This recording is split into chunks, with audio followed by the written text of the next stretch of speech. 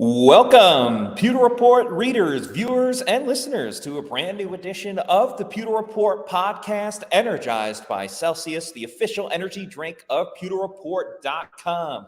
It is a Thursday edition of the show, but not our last episode of the week, as we have another one coming up on Friday. But we are going to talk about everything that we saw and heard from during today's session at the NFL Combine. That's right, Pewter Report is still in Indianapolis as we spoke to a variety of defensive backs, both at corner and safety. Very Georgia-driven today. Go Dogs. We'll talk about some of the Georgia players that the Bucs are speaking to as well, and get into the tight ends, which could be a situation that the Bucs find themselves adding a new player from that draft class. So I'm your host, Matt Matera. Joined with me is my fellow colleague from pewterreport.com, Bailey Adams. We are doing a substitution much like the Bucs benching Joe Tryon-Shoyinka and putting in Yaya Diaby.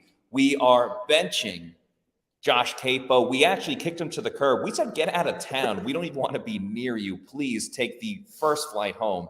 And bringing in Bailey Adams. Bailey, how you doing? I'm doing all right. Should we clarify? No, we can just leave it there. We did. We kicked Josh to the curb. That's what we did. Yeah, he is, as we used to do on the show all the time, he is suspended until further notice. And he's suspended at least for 2 months. Wink, wink. We'll get back into that in just a moment. But before we talk about some of the tight ends and defensive backs and everything like that, by the way, shout out to all the Pewter people that are joining us for today's show. Some other Bucs news that went on. We'll start with the retired Buccaneer because he gets talked about no matter what. Tom Brady ran the 40-yard dash blazing speed. And it's so funny, Bailey, because earlier in this week, I was thinking, and maybe I said it aloud and no one listened, is that the fact that Noble is sponsoring the Combine, you see all the players wearing their Noble T-shirts and things of that nature. It would make sense for Tom to either be at the Combine or do some type of marketing campaign, because he did merge TB12 with Noble. And lo and behold, he did. 24 years later, after he infamously ran the 40-yard dash, and even more famously had that picture of him during the measurements and everything like that, which was famously worn by the Buccaneers when they won the Super Bowl at the boat parade after Vita Vea had it on, Kevin Minter, guys like that.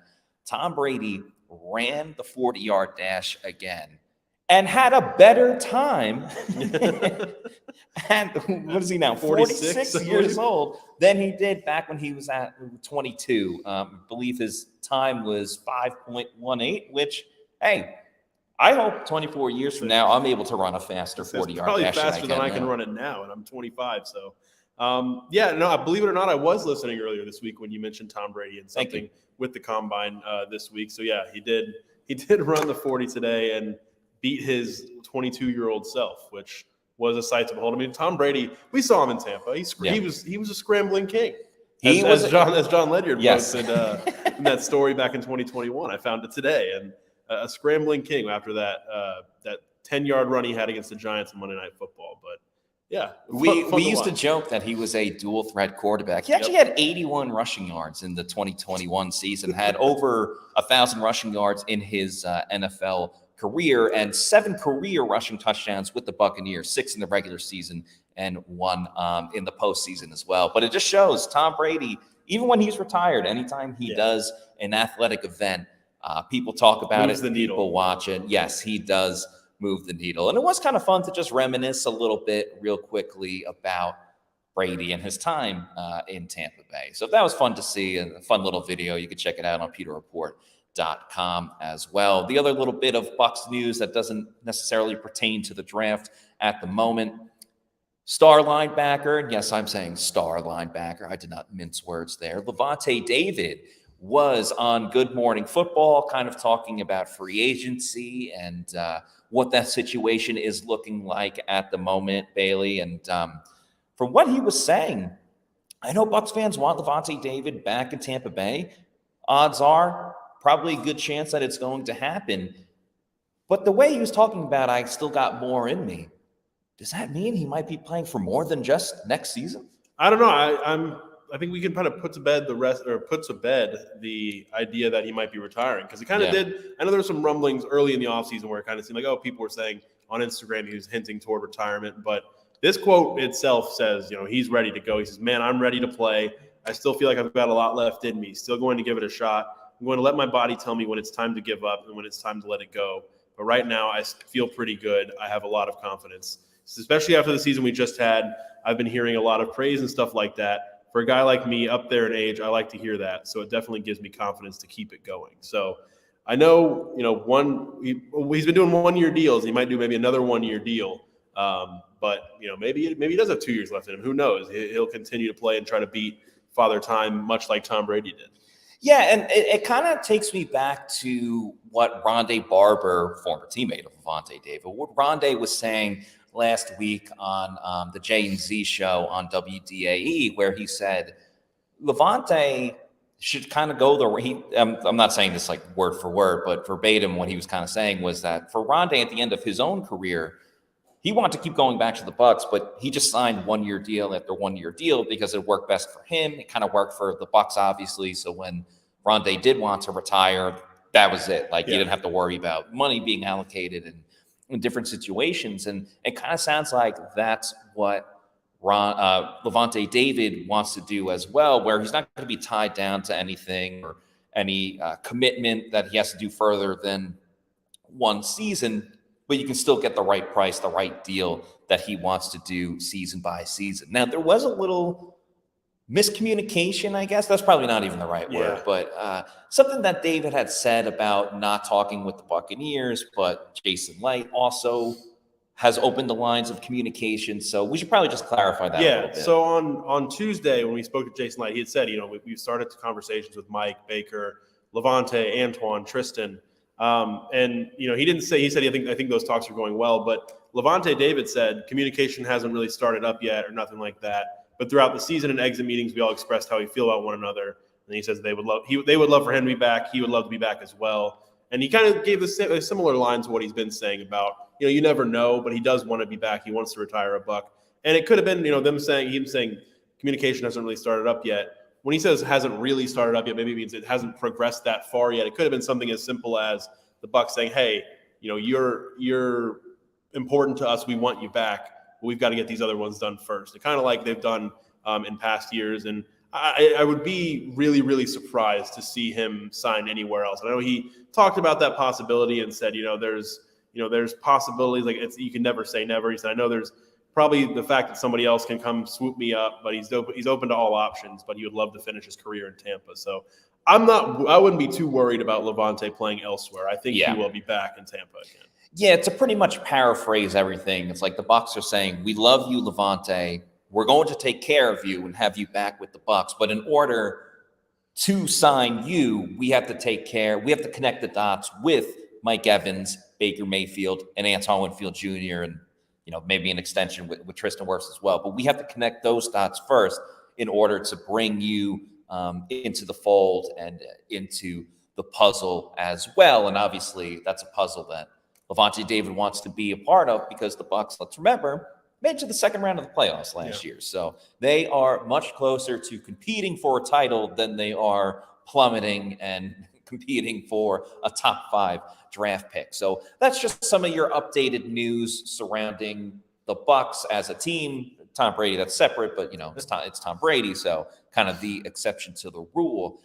Bailey, let's talk about the tight ends and that position group, who we spoke to today, kind of what we heard, and also let's just kind of give our thoughts about the Bucs tight end room as well. How do you view it? What do you want to see, or how it should improve, or just your overall thoughts? I think there's definitely 100% they need to add there. Yeah. How they do that, I'm not 100% sure right now. I know Cade Otton has been, I think, for a 4th round pick, he's done a lot with that draft status, but I don't know that he's a true number 1. I think he's valuable, and I think he would be even more valuable as a number 2. Like, that's a very strong number 2 tight end. Whether they go out and sign a veteran in free agency, whether it's a cheap 1-year deal, however they decide to go about that, they could do that, or they could go the draft route. I know they have quite a few needs they might address, but they talked to a few guys here in Indianapolis. I almost said Mobile. Yeah. Indianapolis at the combine. Saw some of so these guys far. in Mobile.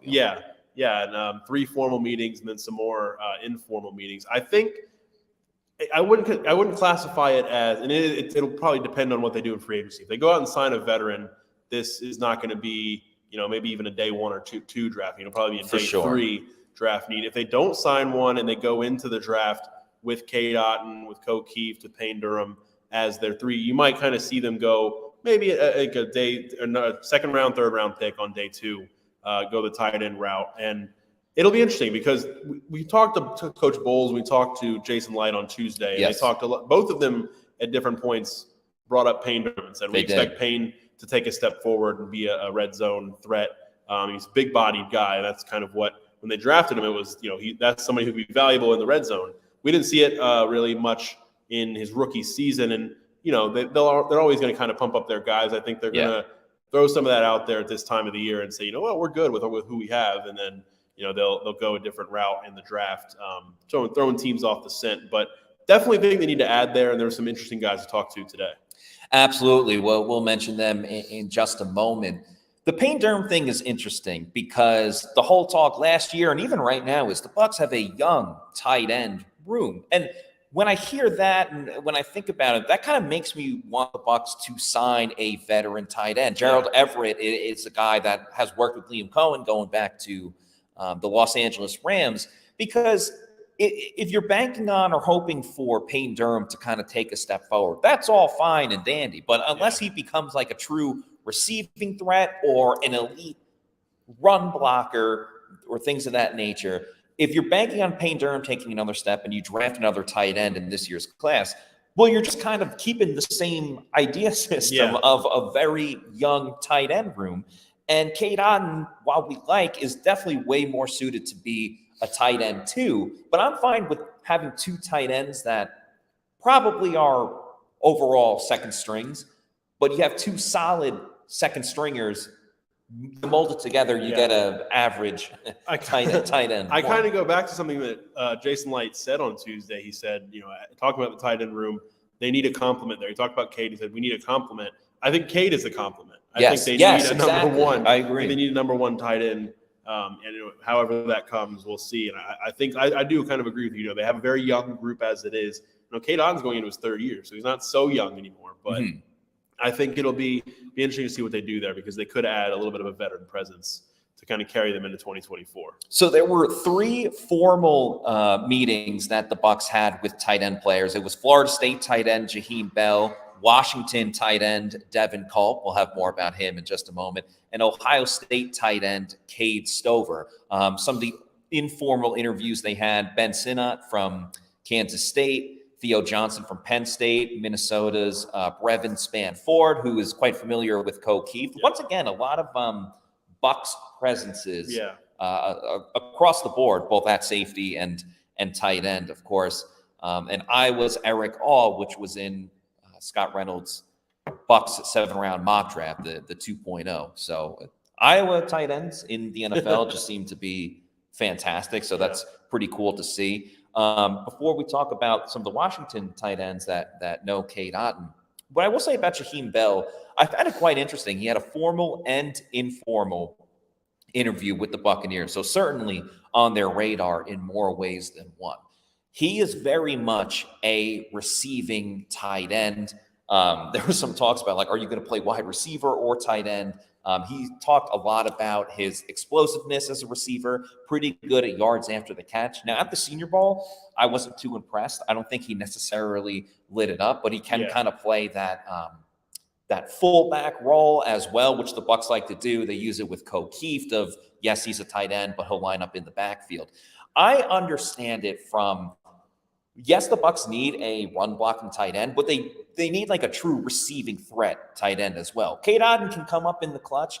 He can make the big plays, Bailey, when he's wide open, but he struggles pretty heavily with the contested catch. So if the Bucs are really trying to do an air raid or something like that, Jaheim Bell is certainly a way more interesting pick. But if they want to get physical and kind of commit to that ground game, I don't know if Jaheim Bell is necessarily the guy. The other formal interview Cade Stover out of Ohio State, his story is super, super interesting. For half his career at Ohio State, he was a linebacker. He was a linebacker, and then all of a sudden they had a shortage at tight end, and they said, hey, can you move over and play tight end? And he did, because he is the ultimate team guy. So a certain versatility there in ways that maybe the Bucs didn't expect. But hey, I mean, we saw what happened last year. Ryan Neal had to play linebacker in that game when there were some injuries. So if they were to take a guy like Stover, maybe he can go and and play linebacker. That'd be 2 Cades at tight end as well. Yeah, I said that in the Pewter Report group chat. I said, can you imagine 2 Cades at tight end? But Bailey, you spoke to Devin Culp and then another Washington tight end as well, and there is a fair amount of familiarity with one Cade Otton. Yeah, absolutely. Obviously, they all come from Washington. And I talked to Devin Culp and Jack Westover. Jack Westover has not met with the Bucs in Indy. Devin Culp said he's another one like Jaheim Bell who's met formally and informally with the Bucs. And I talked to both of them about, Cade Otton, about some of the Huskies that are on the Bucs roster as it is. We know how much the Bucs love to draft, and even they signed Greg Gaines last year, another Washington player. But Devin Culp called Cade Otton his big brother and said he got to watch and play with Cade for a long time. And he said that, he went through some tough times, and Cade was always the first person to shoot me a text or give me a hug or just check on me mentally. So I've got nothing but the utmost respect for Cade. And Westover is an interesting one. I know he didn't meet formally with the Bucs or informally. He comes from a basketball background. He was a basketball player, only played 2 games of football in high school. Antonio Gates, Tony Gonzalez, going that route, Jimmy Graham. He was talking kind of about, he was asked, he said he did translate his basketball background kind of to the field as far as the pass catching and all that. But he was asked about his blocking and kind of, how that process went along. And he said, I think all tight ends, when they get to college, no tight end knows how to block, he said. So you're at a base level with everybody else. And he said he had guys to learn from in Drew Sample, Cade Otton, and Hunter Bryant. And then he talked a little bit more about Cade and said that, they were super close and that Cade could have been a guy who was kind of on his own thing. I guess he's on the NFL path, so he could have been, on his own, done his own thing. He said, but he always took the time to help out the younger guys. For me, it was really beneficial. He was just a guy you wanted to watch and see how he operated, and said he's someone I want to model my game after for sure, because these guys have a lot of respect for Cade, I think, as a person as well as a player. And we've heard all that, I think, about Cade, even bleeding into the draft, back in 2022. And after they drafted him, what a great person he was. And then I talked to Culp. Culp had a little bit more to say about, the possibility of joining his former Washington teammates in Tampa. And he said, he was close with Joe Tryon-Shoyinka as well. I said they spent a lot of time together. And he said whenever he wanted to laugh, he would go hang out with Joe, because he said he's kind of a jokester. And then he said he was his freshman year, his locker mate was Greg Gaines. And he said that Greg's always been very, very kind to him as well. And doesn't really, obviously Vita Vea was before his time in Washington, but said he's always heard good things about Vita Vea as well as a leader. And, said he always shows love to the dogs that come down from Washington to Tampa. So really interesting to talk to both of those guys, because they had a lot to say about, especially Cade Otton, but also, the Bucs Washington contention. Yeah, the Washington pipeline is strong and could be even stronger after this draft. Let's hear a little bit more from Jack Westover and Devin Culp. Yeah, me and Cade were super, super close. He helped me a ton. He was a great leader for me, and I think for him, he could have been a guy that kind of just pushed everybody to the side, because he was kind of doing his own. He could have done his own thing, but he always took the time to help the younger guys out, and for me it was really beneficial. He was just a guy that you wanted to watch and see how he operated, and someone I really want to model my game after for sure. Man, it'll be a big blessing. I know that Tampa likes their dogs, and to be reunited with Joe and Cade would be amazing. And Greg Gaines was also like a big brother to me as well. We were actually locker mates in 2018, my freshman year, and Greg's always been super cool towards me. So it'd be nice to get to reunite with all those guys. And I've always heard nothing but great things about Vita Vea and the type of leader he is, and the type of love that he shows to the dogs if they ever come into Tampa. So I'd be excited to be able to be a part of that and experience that with them. Now, Cade Otton wasn't the only current Buccaneers tight end that was getting a shout out from some of the prospects that we spoke to at the Combine today. Minnesota tight end Brevin Spann-Ford actually has a pretty good relationship with Co Kieft. to the point that early on when he was up at the podium, kind of unprompted, he was talking about his pathway to Minnesota and how he wouldn't be as successful as he was for the Golden Gophers if it wasn't for a veteran presence like Co Keefe to help pave the way for him. Then he spoke a little bit more about Co Keefe and the teammate that he was and how he views Co Keefe as well. You can hear his words for it to believe what he actually said. Coming into from high school, I was a high school wide receiver. So when I first got to school, it was kind of a whirlwind for me. Having to learn all the blocking techniques and things like that. But I had great guys around me.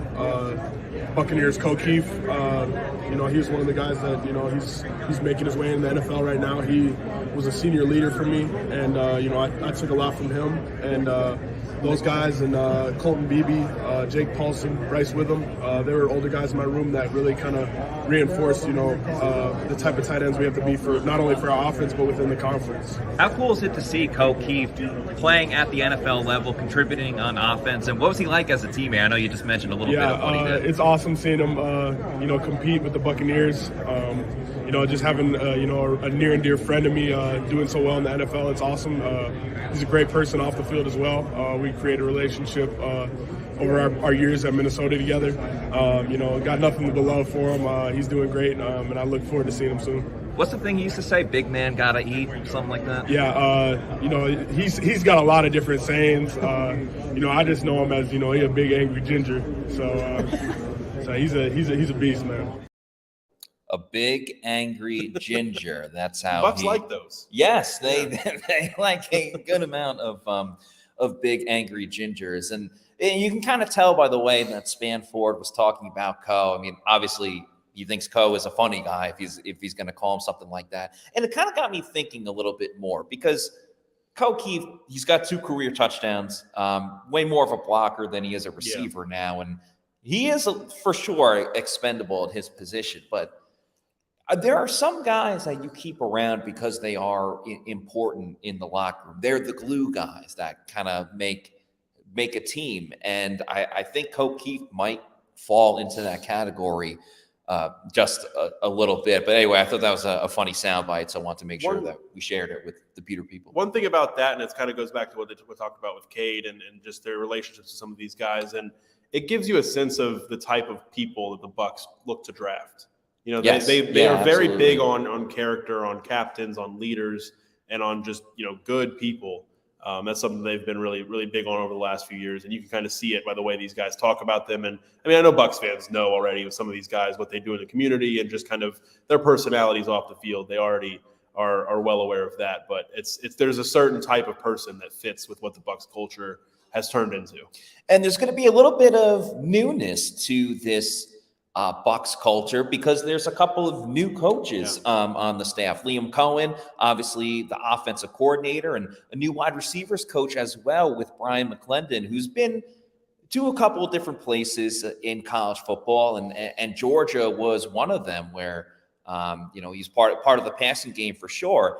The biggest name that was up at the podium today, I think more than any position, whether it was cornerback, safety, or tight end, was Georgia tight end Brock Bowers. I mean, the amount of people that were up at his podium, I think, was larger than anything we've seen so far at this NFL Combine. And Adam Slavon was able to get Brock Bowers' thoughts on Brian McClendon, who he got to work with at Georgia, who will now be working with the Buccaneers. Say about Brian McClendon and the job that he's going to do in the NFL. Yeah, I mean, I think he'll do great. He was awesome at Georgia. I loved having him around, and he helped out a lot. And of course, another big name that Bucs fans should be paying attention to, not just because he went to Kansas State, and we know Pewter Report's Scott Reynolds is a Wildcat alum, Imois. But Ben Sinnott was in the first Pewter Report mock draft, would be a very nice fit for Tampa Bay. As we mentioned earlier, met informally with the Bucs, and Scott caught up with him, got his thoughts about the Tampa Bay Buccaneers, and just kind of what he brings to the NFL level. So, Ben, have you met with the Tampa Bay Buccaneers? I've met with the Tampa Bay informally, and then a bunch of the Senior Bowl. Yeah. How'd those meetings go? They went really good. I'm really liking what I'm hearing. They seem like great people from my interactions, so I'm really looking forward to just continuing that communication. Can you talk about your versatility, not just being an inline tight end, but somebody that can be a move tight end, Yeah. an H-back, a fullback, and playing a lot of roles? Yeah, I think my versatility is really my separator in this class. Just being able to do so many different roles and being trusted with so many responsibilities, I think it really helps me. I think that's my difference maker for sure. So I think it only makes me more valuable, and I'm more than happy to kind of do anything for a team. So You were able to break a lot of tackles, slip a lot of tackles, hurdle a lot of would-be tacklers. What is it about your ability to get yards after the catch? Yeah, I mean, every time I catch a ball, I want to score. I want to run through a dude or go over him if I can. I think it comes with that mindset of wanting to get in the paint every time you touch the ball and just wanting to extend the play for your team. Did you play with the Cowboys this week? Sorry?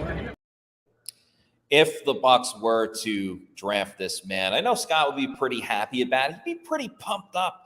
And I think the excitement he would bring would kind of be the same amount of energy and excitement that Scott would get from chugging a Celsius energy drink, which, of course, is the official energy drink of the Pewter Report podcast. Make sure you check out the new line of Celsius energy drinks that they have, which is the Celsius Essentials. They got the Blue Crush, which is awesome. The Dragonberry is fantastic as well. So if you need to know where to find some of the Celsius Essentials, which are the tall boys, or maybe it's some of the old school flavors, the Sparkling Orange, the Tropical Vibe, the Arctic Vibe, go to the Celsius store locator like we've been doing while we're here in Indianapolis. Punch in your address and it'll tell you the closest location where you can go pick one up. Could be a Walmart, a 7-Eleven, a health and fitness store, or maybe, if you're lucky, it could be your bodega. And once you keep going to your bodega and you want to start buying it in bulk so you can get more, you can. I'd recommend getting that variety pack.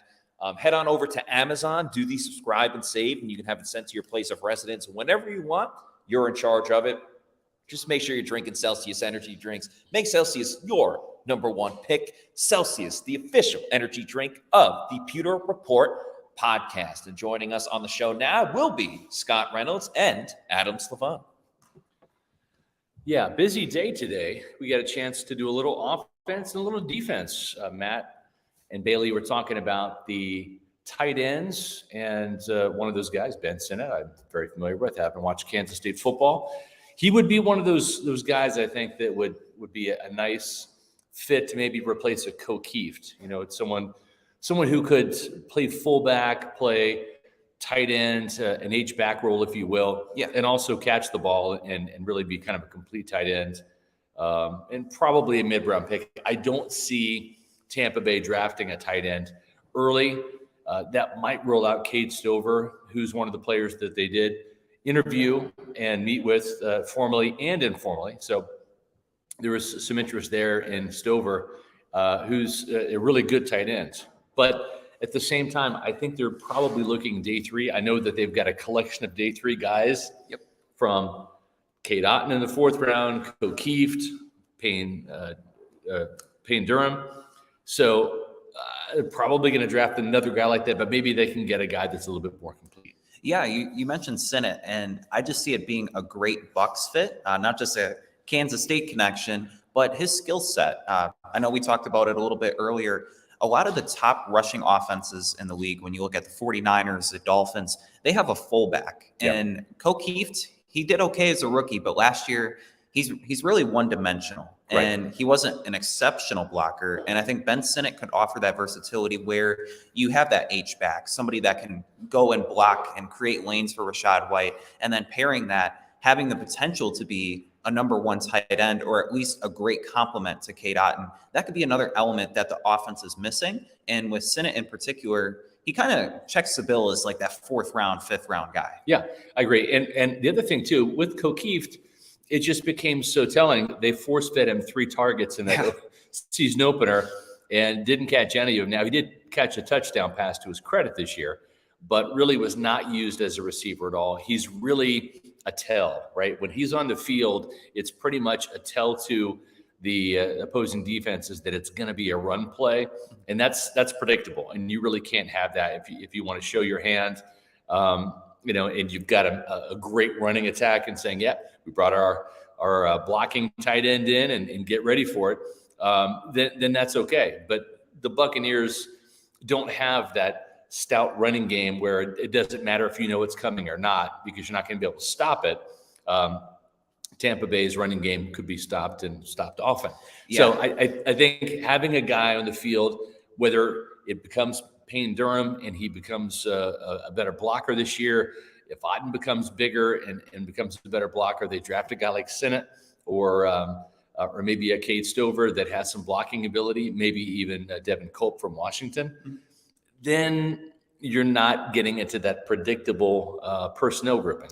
Yeah, and I think if you draft a rookie tight end, whether that's Sinnott, whether that's Culp or Stover, there's a lot of upside there. You mentioned Payne Durham being that 6'6", 260-pound guy and being a red zone threat. You kind of have a flavor of each archetype at tight end. Right. You have Cade Otton, who's maybe a little bit more down the seam, a little more vertical. Durham is a red zone guy, and then having a kind of do it all, whether it's catching or blocking, in either Sinnott or Stover. So it's really interesting to see if the Bucs choose to go with the tight end and who it might be. Yeah.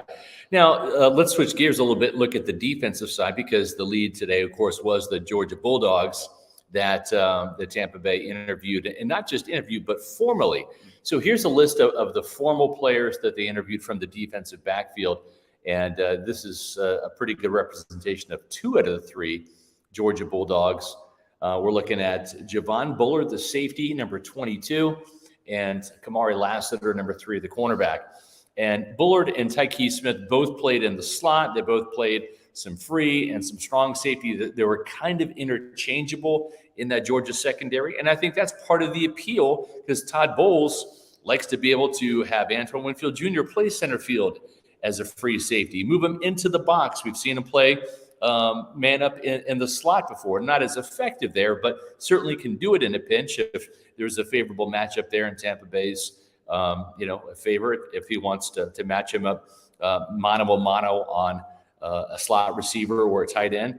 And so having versatile guys like some of these Georgia Bulldogs can really help out Todd Bowles' defense. And he kind of has a little insight into Georgia, does he not? Yeah, and when you look at Javon Bullard in particular, I remember him being someone at the Senior Bowl, and you have Tyler Nubin and Cameron Kinchins are maybe the 2 top safeties in the draft class, but Javon Bullard on day 2, whether that's maybe round 3 or 4, he could be an option for the Bucs to consider.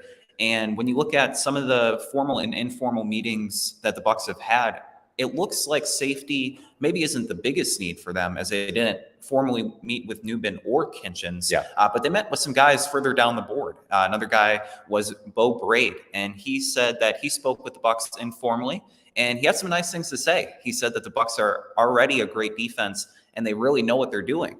And whether they go with a guy on day 2, it seems like they want to get a guy who can complement Antoine Winfield Jr. and, as you said, be another chess piece in that defense. Exactly. Well, you mentioned Javon Bullard. This is what Javon Bullard had to say.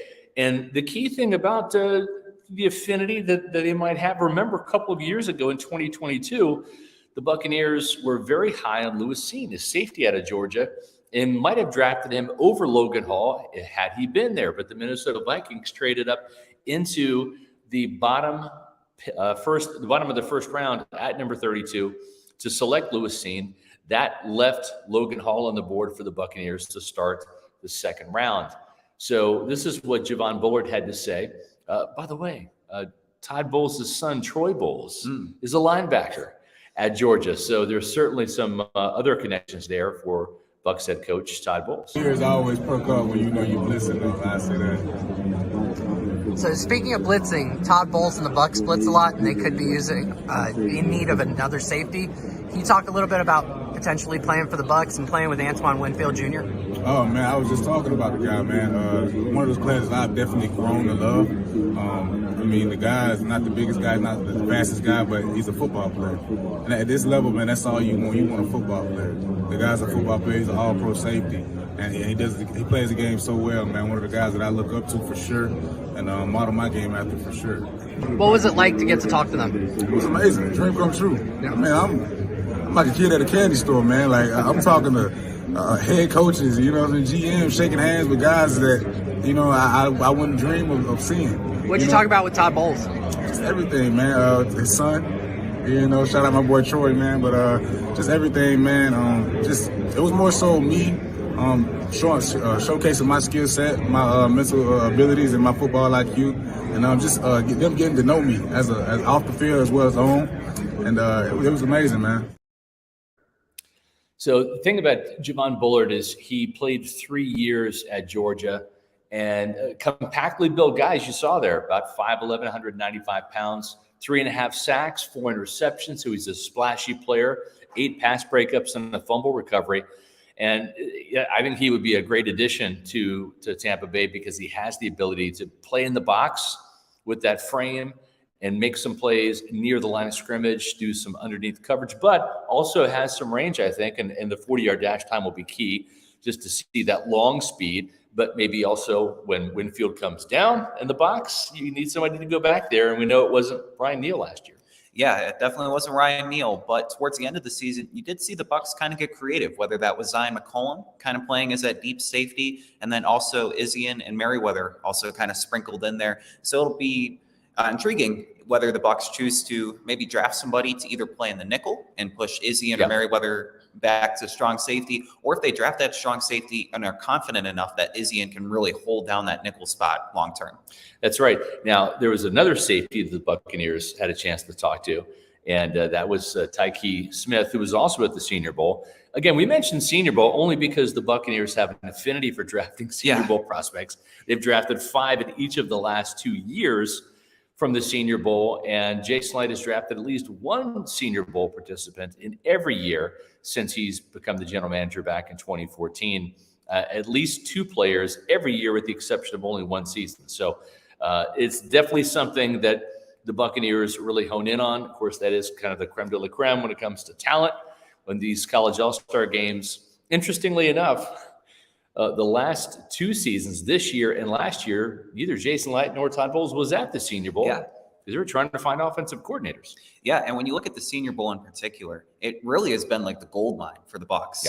Last year, pretty much all the top picks, besides Kalijah Kancey, were at the Senior Bowl. So it's definitely an avenue that the Bucs have been keeping in mind every year in the draft process. Yeah. So here's Tyke Smith talking about his time at Georgia and also Kamari Lassiter's. Mikey, one head coach in the NFL that really knows how to work with defensive backs is Todd Bowles. How cool would it be to play for him, especially since you were teammates with his son, Troy? Definitely would be amazing. I think the interview I had with them went amazing, so definitely would be a pleasure to play for them and being able to play for Tampa Bay. Was that a formal or informal interview? Formal. Kamari, Todd Bowles is a coach that loves working with defensive backs. How cool would it be to work with him, especially since you were teammates with his son, Troy? Yeah, I mean, that'll be great. I've never met Coach Bowles, but, you know, I know Troy, and if Coach Bowles is anything like Troy, I know it'll be an amazing opportunity. Did you meet with the Bucs at all this week? Yes, sir, I have met with the Bucs. Was that formal or informal? It was formal. How was it meeting some of the coaching staff and what they were like? It was great. We had a great meeting. You know, we were able to just, you know, talk a lot of ball. They were able to pick my brain, you know, see what I'm like on and off. Yeah, now the interesting thing about Tyke Smith and how he differs from Javon Bullard is Bullard was a 3-year player at Georgia. Tyke Smith played 5 years in college, his first 2 seasons at West Virginia, then the last 3 at Georgia. So he's got 2 more years worth of experience under his belt. And of course, more statistics as a result. You're looking at 21.5 tackles for loss, 5 sacks, 8 interceptions, including a pick 6, 12 pass breakups, and 2 forced fumbles. So whether it's Javon Bullard or Tyke Smith, and I think Pro Football Focus has these guys graded almost kind of neck and neck, and probably that day 2, day 3 Early day 3, probably 2nd through 4th round, again, depending on testing and, kind of like, does one team prefer one safety over another? But I think there's a pretty decent chance Tampa Bay comes away with the Georgia defensive back, whether it's Tyke Smith, whether it's Javon Bullard, or whether it's Kamari Lassiter. It definitely may be a new pipeline for the Bucs with both of those prospects, given the fact that the Bucs, they went and got Brian McClendon, the receivers coach, and the familiarity that Todd Bowles has with so many of those defensive players. You look at the Philadelphia Eagles and how they're the Georgia Eagles. Right. Maybe it might be the Georgia Bucs pretty soon. Yeah, no, I agree. Now, that third member of the Bulldogs, remember, this is a 2-time national champion we're talking about here. Kamari Lassiter, we're talking about Javon Bullard and Tyke Smith. All of those guys have 2 national championship rings under their belt. And Lassiter is a cornerback. It's interesting to note that both Smith and Bullard have some time in the slot. So there might be a situation where maybe one of those guys challenges for the nickel corner spot as well, as opposed to having some time at safety. Kamari Lassiter, 3 years there, 1 sack, 14 pass breakups, and an interception. He's a good cover corner. And one thing that Kirby Smart said was, you look at the players that opted out of the bowl game that they were in. Kamari Lassiter could have opted out. Yeah. And Kirby Smart made mention of him after the game, saying this guy is a football player. He didn't want to opt out. And, a lot of Florida State players opted out when they didn't make the national championship. The Georgia Bulldog players didn't. Lassiter's one of those guys that didn't just start combine training. He wanted to play one final season. Of course, it was a blowout win for Georgia. Yeah, I think that's a great point when you talk about the bowl games and the big game experience with a lot of these players, especially the Georgia players. Brock Bowers mentioned during his little presser that the big games really helped him. And I feel like that's going to help all the big Georgia players as they acclimate to the NFL, knowing that there isn't really a lot of pressure. Hey, I played in a national championship game. I can play in the NFL. So for each of those guys, definitely see them being able to quickly acclimate themselves in the NFL as well. Yeah, no doubt. Let's keep it going with the rest of the formal players. Now, I've put in the chat a list of all of the players that had formal and informal meetings today. Really too many to list here. It would just be kind of a waste of time. A lot of informal players at cornerback and safety. But again, 3 formal visits for safeties.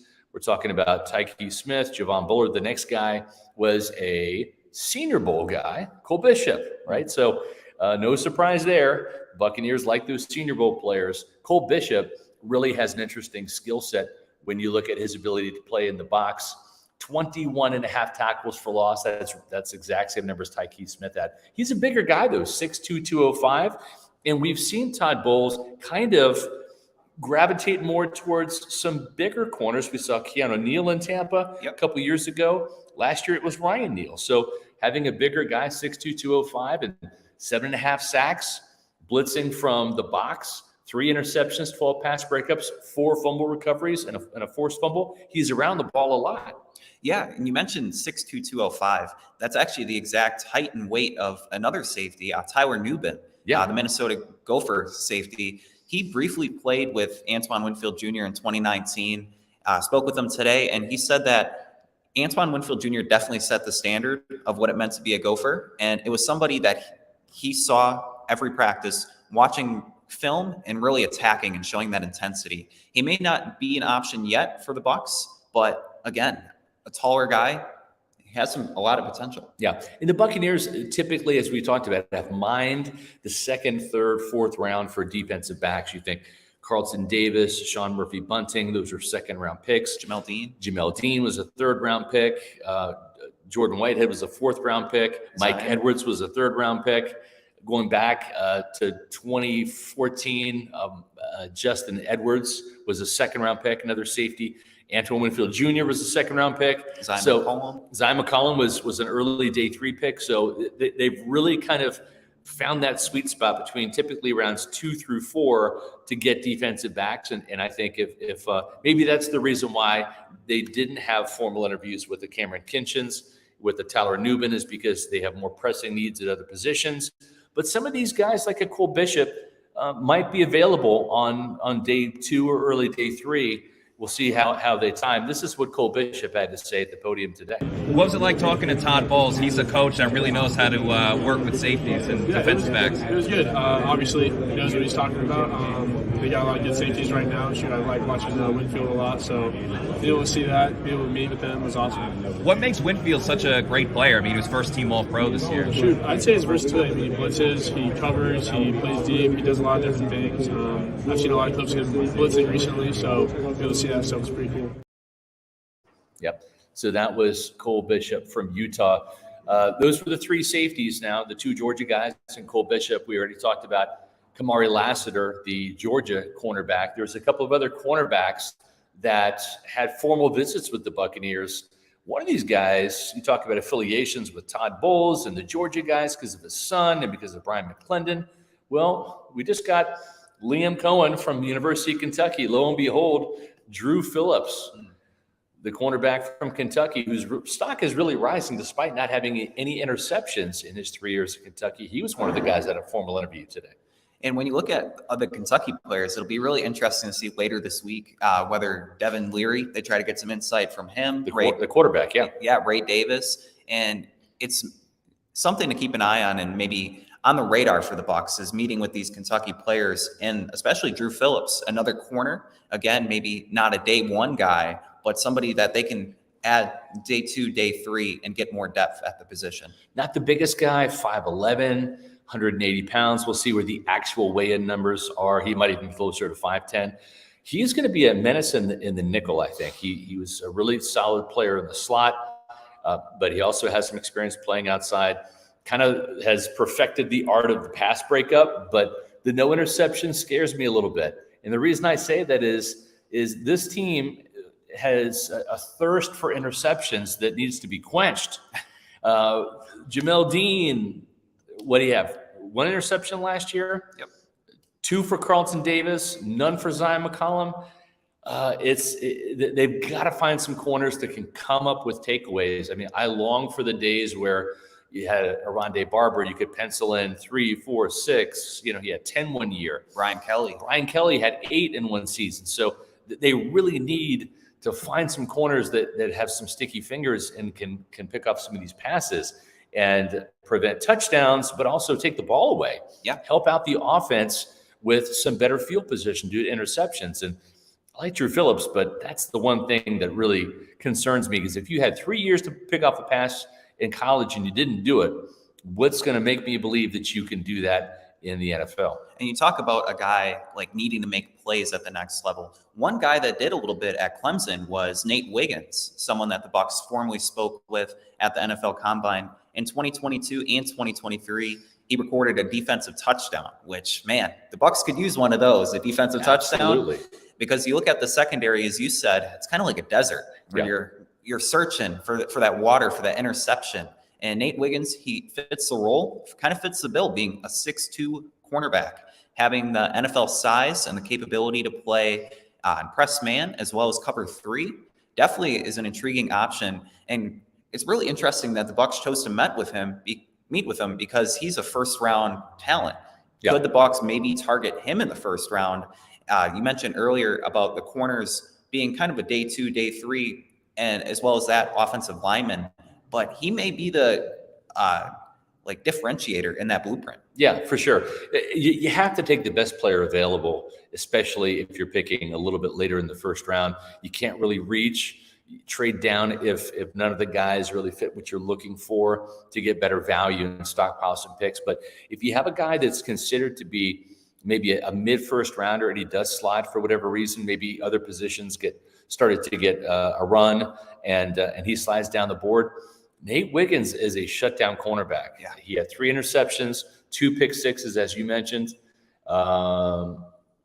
21 pass breakups and as a 2-year starter. So he had his hands on a lot of passes and was one of the most amazing plays I saw last year in college football was against North Carolina. And it really wasn't against Drake May. It wasn't an interception per se, but what it was he tracked down their running back, their Tar Heels running back, at the goal line, very similar to what Antoine Winfield Jr. did twice last year, knocking the ball out and forcing a a touchback instead of a touchdown, literally 1 inch before he scored. And it was a hustle play where he ran 60 yards and tracked the running back down. I think it was Amarion, their star running back, who's going to be a great running back next year, at the last second. Those are the high effort hustle plays that you look for. That's an Antoine Winfield Jr. type play. Oh yeah, for sure. And another cornerback that the Bucs met with, we don't know if it was formal or informal, but the Auburn connection. Yeah. DJ James, he met with the Bucs, and he has a lot of college experience. He played from 2019 to 2023, and he talked about today it being a potential blessing to play with Carlton Davis and Jamel Dean with the Bucs. So another guy that could be an option and on the radar.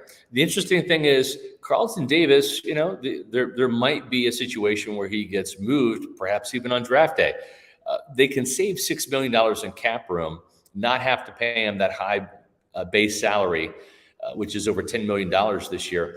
And the thing with Carlton is when he's healthy and on the field, he's really good. The only problem is he's not on the field a lot because of those injuries they've started to accumulate. He's 27 years old this year, and he doesn't have a lot of interceptions when he's on the field as it is. He had 2 last year. But maybe he's a player that you trade him while you still can get something for him.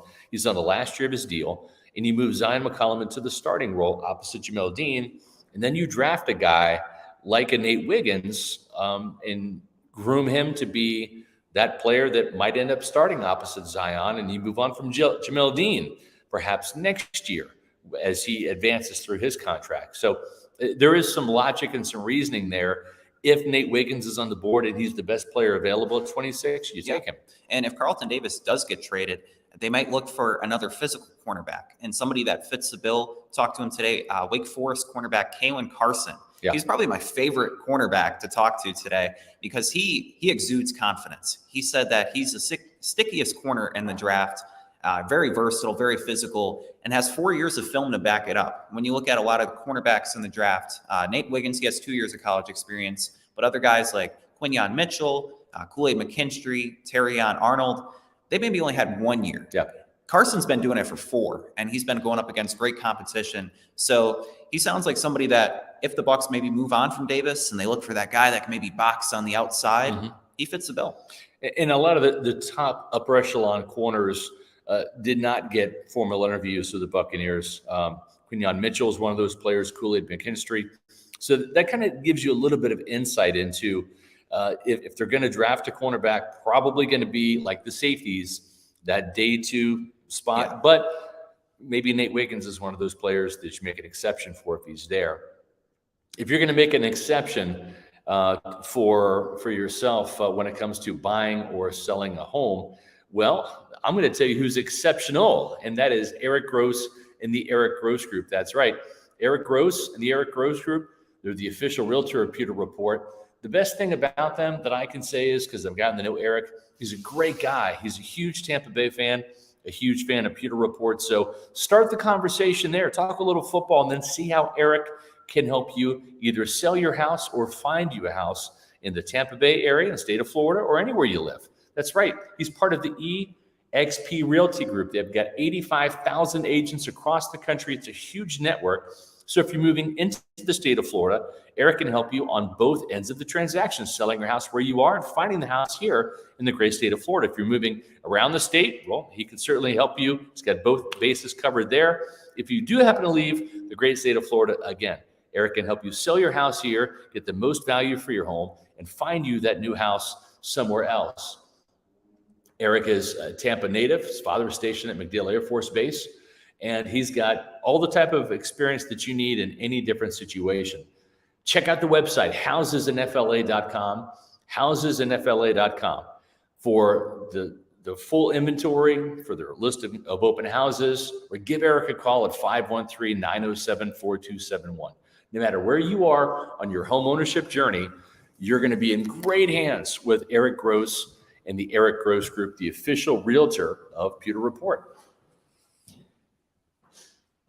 I'm back, and we got a lot of fun stuff coming up on tomorrow's show as well, because we are talking to the entertainment of football. That's right. Quarterbacks, wide receivers, and running backs. I know there's a certain Kentucky running back that we're all very excited to get in contact with. And so tomorrow's title is, will the Bucs draft a quarterback in 2024? Obviously, there's all these discussions with Baker Mayfield. Can they re-sign him? Can they get him for the right price? What happens to Mike Evans with the Baker Mayfield discussion as well? But it doesn't necessarily rule out the Bucs drafting a quarterback in this year's draft. Remember, Kyle Trask is only under contract for another year, and doesn't really seem like the Bucs have many plans with Kyle Trask. So we could be seeing the Bucs quarterback of the future. I just had a conversation today with Chris Sims. I know Chris Sims is a bit of a polarizing figure. He's got some different opinions for NBC Sports and Pro Football Talk, but at the same time, he does know the quarterback position, and he was a quarterback here in Tampa. I've got to know Chris while he was here. And so I asked him, I said, Baker Mayfield's going to get re-signed more than likely. What do you do with Kyle Trask? He's entering the final year of his deal. And he says, you look no further than the 49ers just a couple years ago. It's like, you need to have quality backups because anything can happen. Mm-hmm. You can't have your entire season go down the tubes because you lost your quarterback. The 49ers, boy, they had a great recovery going from Jimmy G and Trey Lance to all of a sudden Brock Purdy. They made it all the way to the NFC South or the NFC Championship game with Brock Purdy, and then he gets hurt, and they ran out of quarterbacks. So having an extra guy is great. Sims is one of those who believes, and I believe it as well, draft a quarterback to compete with Kyle Trask.